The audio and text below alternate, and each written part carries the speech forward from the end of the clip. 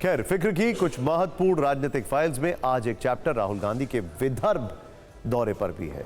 विदर्भ, महाराष्ट्र में चुनाव प्रचार के आगाज के लिए राहुल गांधी ने इसी इलाके को क्यों चुना, इसके पीछे उनकी क्या रणनीति है, इन सब मुद्दों पर हम आपसे बात करेंगे। लेकिन सबसे पहले विदर्भ में आने वाले नागपुर से राहुल गांधी की वायरल तस्वीर देखिए, जो दिन भर सियासी गलियारे में ट्रेंड करती रही।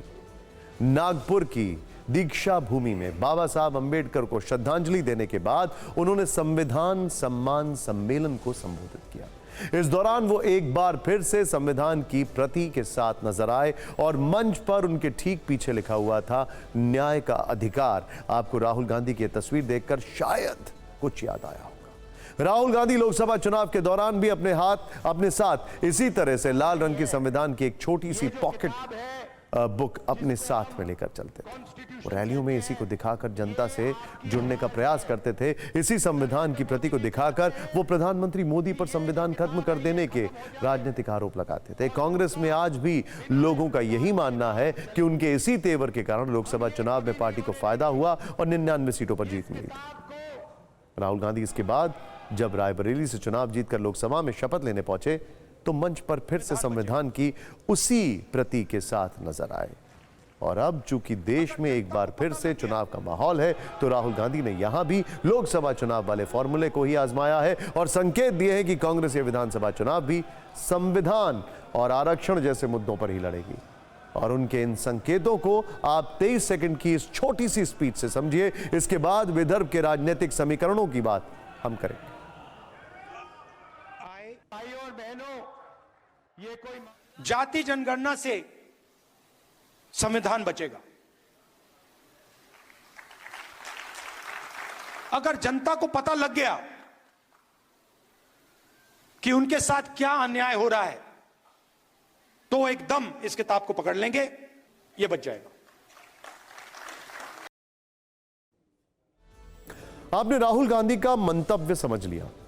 वो संविधान के बहाने महाराष्ट्र के चुनाव में जाति जनगणना के मुद्दे को धार देना चाहते हैं, लेकिन राहुल गांधी ने नागपुर में और क्या कुछ कहा, इसे कुछ पॉइंट्स के जरिए समझते हैं। उन्होंने कहा कि संविधान से ही सरकार की अलग अलग संस्थाएं बनती। अगर संविधान नहीं होता तो चुनाव आयोग भी कभी नहीं बनता। संविधान से ही हिंदुस्तान का एजुकेशन सिस्टम बना हुआ। अगर संविधान हट गया तो आपको एक सरकारी स्कूल, सरकारी अस्पताल और सरकारी कॉलेज नहीं मिलेगा। राहुल गांधी ने इसके बाद बीजेपी और आरएसएस पर वार किया।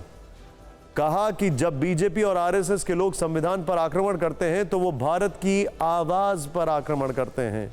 राहुल गांधी का इतना कहना भर था कि उनके विरुद्ध महाराष्ट्र में महायुति में शामिल दलों ने मोर्चा खोल दिया। राहुल गांधी के संविधान बचाओ वाले बयान पर महाराष्ट्र की राजनीति कैसे दिन भर सुलगती रही, इसे एक छोटी सी न्यूज रील में तुरंत आपको दिखा।